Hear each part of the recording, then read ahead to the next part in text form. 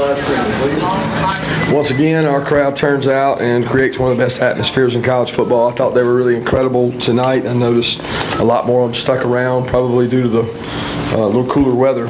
And I think most of them started to exit after the lights in the fourth quarter. I know that was a big deal for a lot of them to be there for that. Created a great atmosphere for our guys. We continue to grow as a team.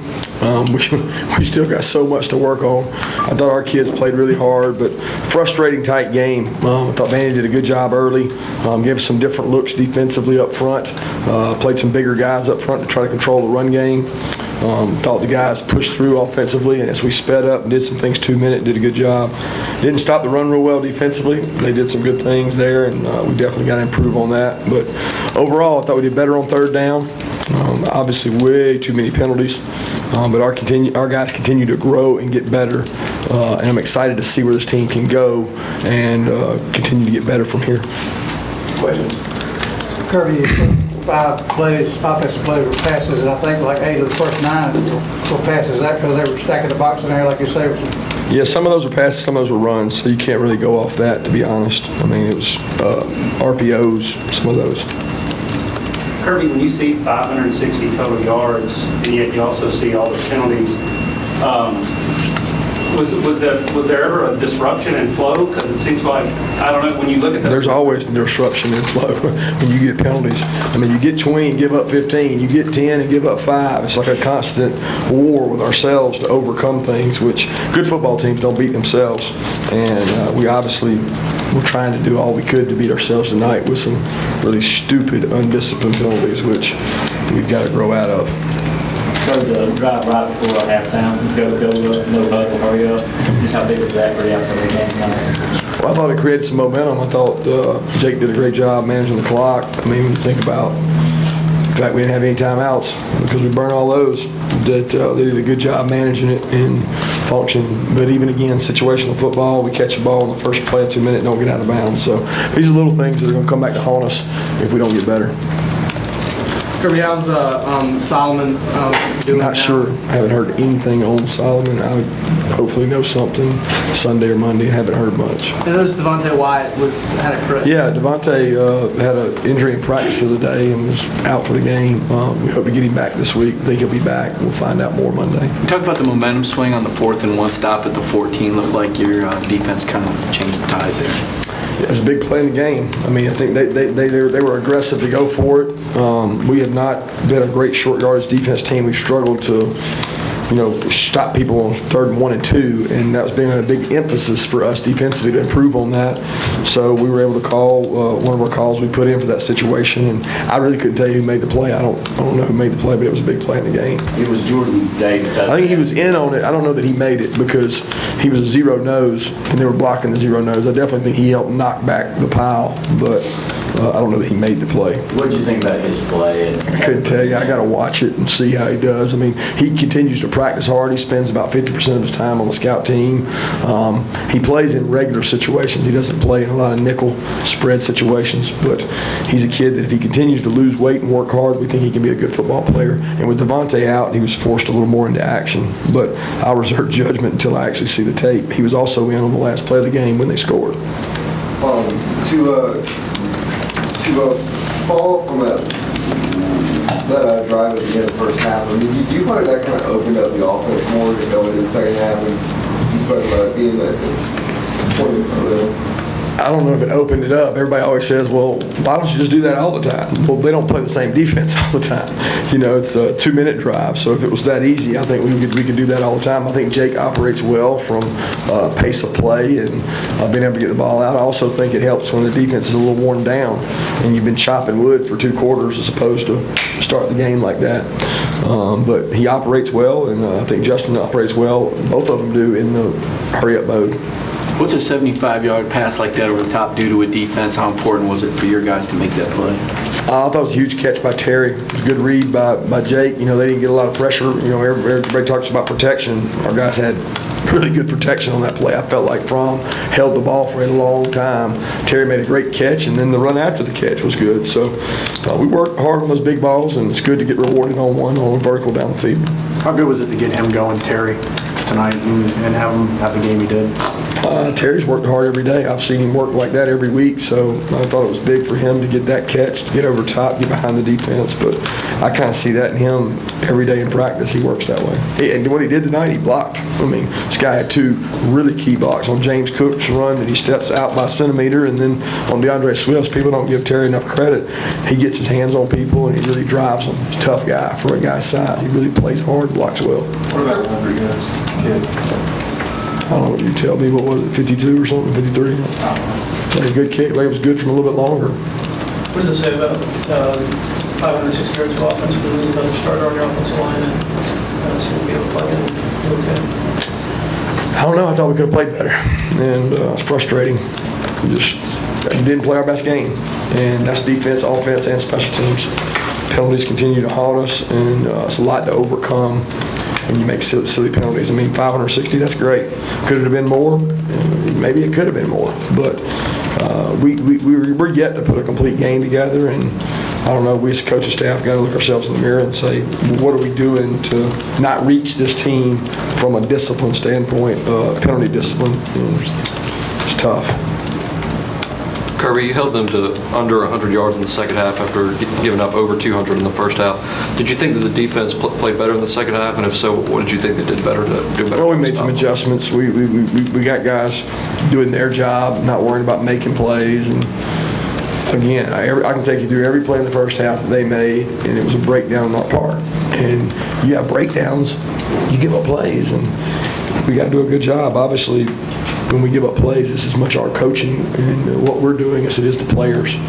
We just got to make sure they're buying into it. But I did think they came out with a little more energy there in the second half and played a little harder as a defensive unit. What was the plan to take away Vanderbilt's top receiver? I just got the quickie stats here. I don't see him with 2 catches. There really was no plan. I mean, we don't game plan players. It's just hard to do. I mean, they put the guy all over the place. We don't say know where 16 is. I don't even know that we put Baker on the guy. I mean, we don't look at it like that. We play really good players every week. We got to stop the run and then get after the passer on third down. And if a guy catches it 8 times and we win the game, I'm happy if he catches it 1 time. But there was no plan for 16. It was good to keep 2 quarterbacks like Drew Lock, Shermer, throwing touchdown passes in both games. Neither one of them, whatever. Yeah, well, the other guy didn't have to throw it. They just ran it in every time on us. So it wasn't like I'd rather make him throw it. I mean, running it in is easy.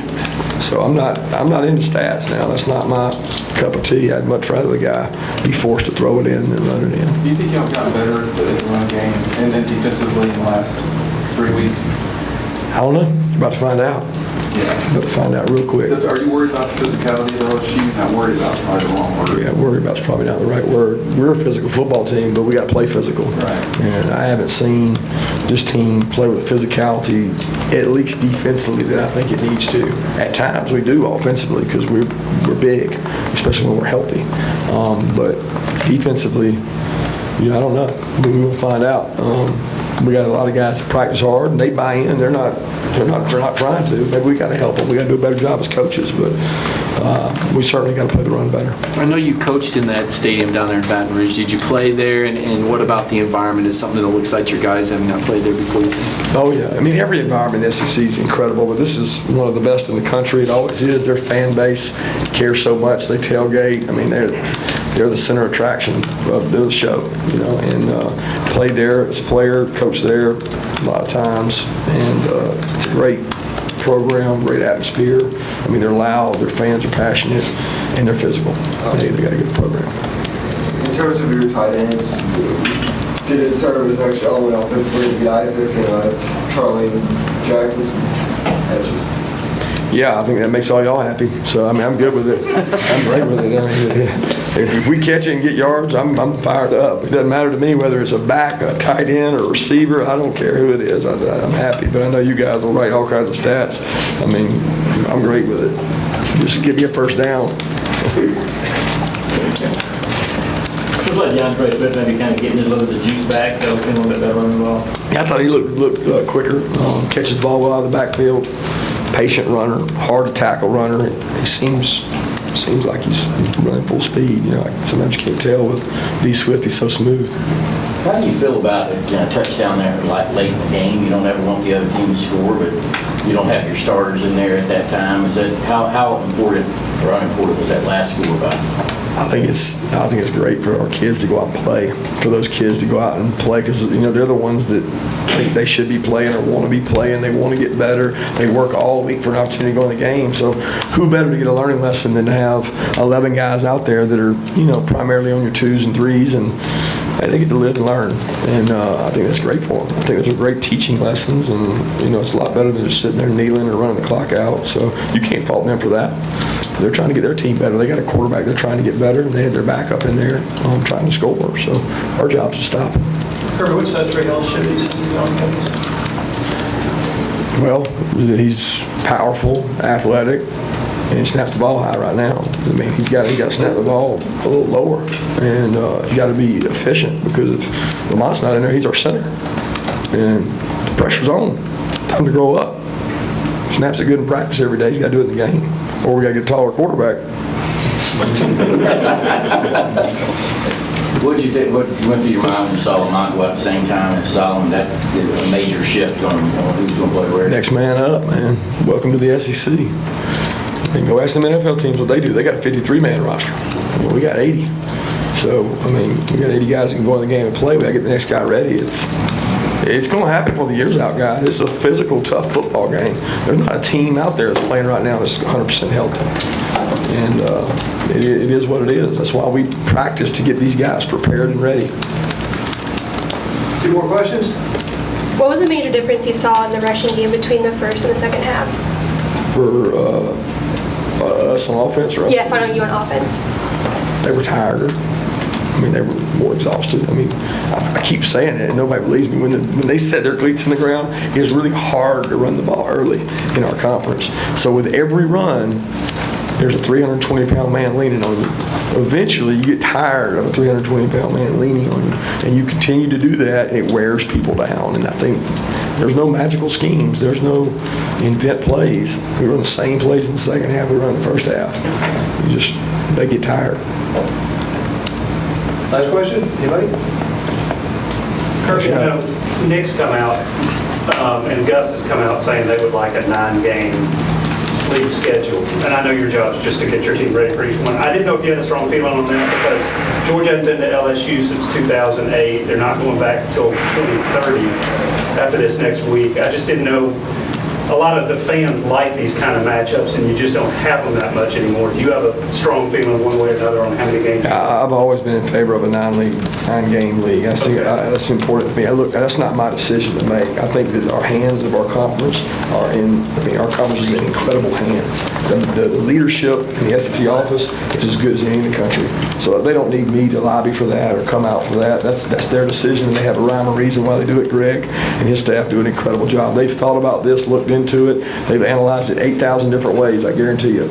But I think it's a good thing. But I think you're going to have teams with more losses. Does it affect the team getting in the playoff? I don't know, but I know you got a lot more games to get up for, a lot more good rivalry games. It's not just about traveling to the team on the West. It's just as much about the atmosphere of playing an SEC opponent. I think you're playing more comparable teams to your talent level. I think that's important for college football.